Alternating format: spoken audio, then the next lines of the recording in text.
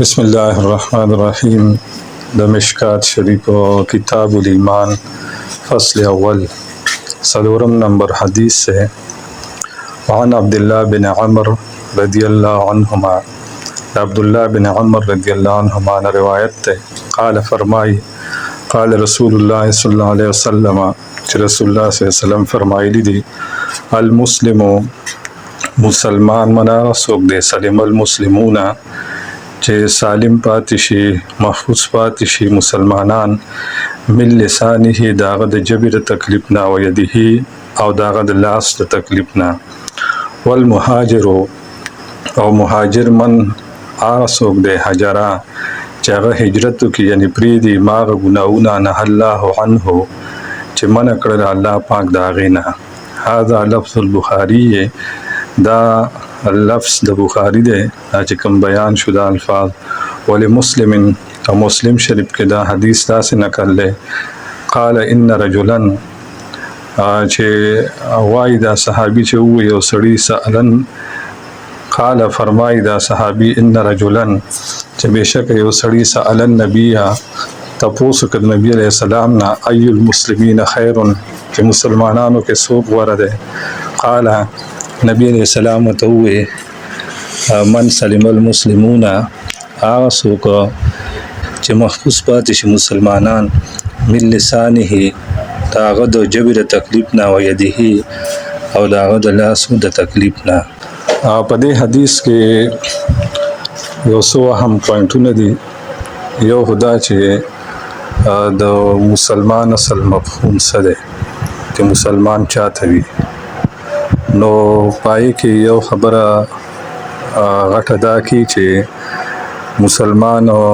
صرف دې ته نه وي چې هغه محض یو څو متعین اعمال او ارکان ادا کی، بلکې اسلامی شریعت د مسلمان دا تعریف کړی دی چې دا هغه عقاید اعمال سره سره هغه د معاشري یو بهترین او مثالی انسان وي. ذکر قرآن کے راضی یا ایها الذین آمنوا ادخلوا فی السلم کافہ، اے کسانو چې ایمان هم راوړی داخل شي دین اسلام کې پورا. نو دین اسلام صرف د یو څو عقاید او یا د اعمال نه لري بلکې مکمل ضابط حیات دی. نو کامل مسلمان څوک دی چې هغه د معاشري یو بهترین انسان وي او هر څوک خپل همدرد غني، داغه خپل عزت خپل جان مال محفوظ غني او په اعتماد کی او هغه سره وخت رولو کې سکون او اطمینان محسوسي. نو دا صحیح مسلمان دی او کنه دا پکې نه نو تاسو د یو څو اعمال او عقاید نو مسلمانین را او په دې حدیث کې جبا او لاس یاد کړی دي او هغه کې بیا جبا مخکره لاس رسو ځکه چې زیات تکلیف د جبې نه رسی او رستو بیا لاس دا تخصیص صرف د دې وجې نه لري چې دا دوه ذریعې ډېر استعمالي کې چاته د تکلیف رسولو لپاره. دا مطلب نه لري چې کنه صرف جبې او د لاس هغه ګناه دي تکلیف او کپ نور بدن چاته تکلیف رسې نو ګناه نه لري هغه پکې هم راځي، خو زیات او تکلیف په دې دوه اندامو رسول شي. بل جبې صرف دانه چې غیبت او چغلی درو بلکې چې ته چاته جبر او واسي او پیخي وته کې نو پاره ماته تکلیف رسی. دام د دې حدیث د لاندې راځي چې ته تکلیف ورکو مسلمان ته. دویم جز په دې کې دا چې مهاجر چاته وي نو یاد ساتي یو وقتی مهاجری یو دایمي مهاجری. وقتی مهاجر هغه ته ویل شي چې هغه د خدای د دین لپاره خپل کور خپل ملک کاروبار هر څه پریږدي خپل وطن پیسې هر څه ته پاتې شي لکه صحابه چې کړو پیغمبران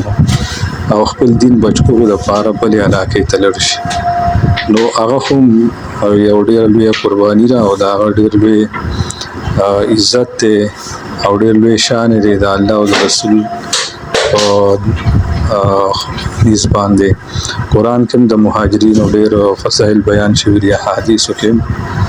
خو دلته کې چې کوم مهاجر یاد کړی نو هغه حقیقي او دوامي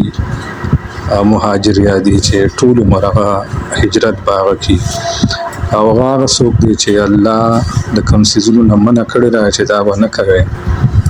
یعنی د نفس پابندي به نه کوي د الله او د رسول پابندي وکوي د ای احکام به منې نو هغه صحیح مهاجر دی حقيقي او مسلم شریف کې بیا دا راغلی چې سړی تاسو کې چې مسلمانانو کې غوړه څوک دی نبی علیہ السلام او ته وی چې چا د جبه او د لاس نور مسلمانان محفوظي نو دا بهترین مسلمان دی دا حدیث تاسو کو د بخاری شریف مسلم شریف او الفاظو کې فرق او دواړه تاسو وغږی